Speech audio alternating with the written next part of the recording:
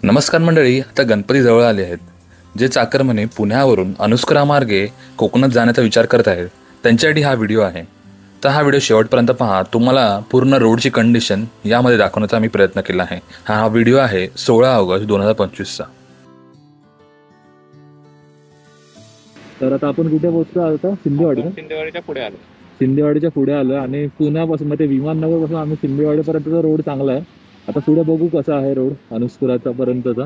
कळेलच. I think पुढचा आता नवीन हायवे आहे ना, जो पुणे टू बेळगाव वाला नवीन हायवे. तर मग रस्ता तर चांगला असायला पाहिजे, पण ते एक्सपान्शन मुळे कधी कधी मध्ये मध्ये कन्स्ट्रक्शन ओके. आणि डायव्हर्जन्स असतील का ते पण बघायला लागेल. खंबाटकी घाटाच्या अगोदर आपल्याला काही डायव्हर्जन्स लागले.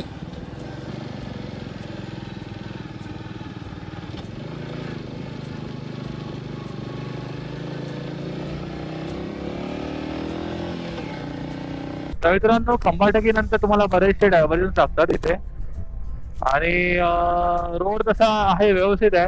थोडेसे मध्ये मध्ये छोटे छोटे पॅचेस आहेत, पण दॅट इज मॅनेजेबल.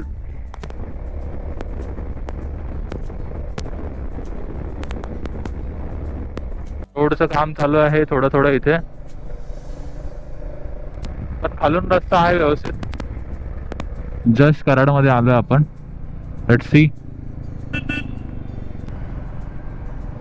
सरळ दाखवते. आणि आय थिंक हा रस्ता चांगला गेलाय.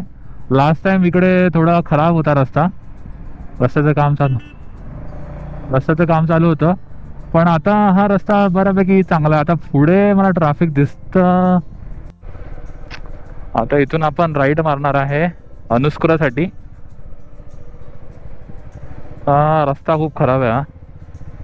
हा एक नंबर. आता आपण पोहोचलो आहोत अनुस्कुरा घाटाकडे जाण्यासाठी. इथून रत्नागिरी 135 किलोमीटर आणि गणपतीपुळे अवघे 156 किलोमीटर आहे.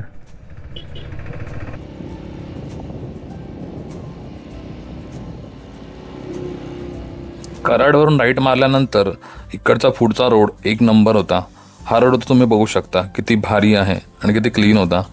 फक्त इथे एकच प्रॉब्लेम आम्हाला वाटला, तो म्हणजे मुसळधार पाऊस इतका होता की आम्हाला पुढचं शूट करायला जमलं नाही. पण तुम्हाला सांगेन की हा रोड एक नंबर आहे आणि खरंच तुम्हाला मजा येईल इथे राईड करायला. तर मंडळी, आशा करतो की तुम्हाला हा व्हिडिओ आवडला असेल. आणि जर आवडला असेल आणि युजफुल वाटला असेल तर प्लीज माझ्या चॅनल मोटो ब्लॉगर पेजला फॉलो करा.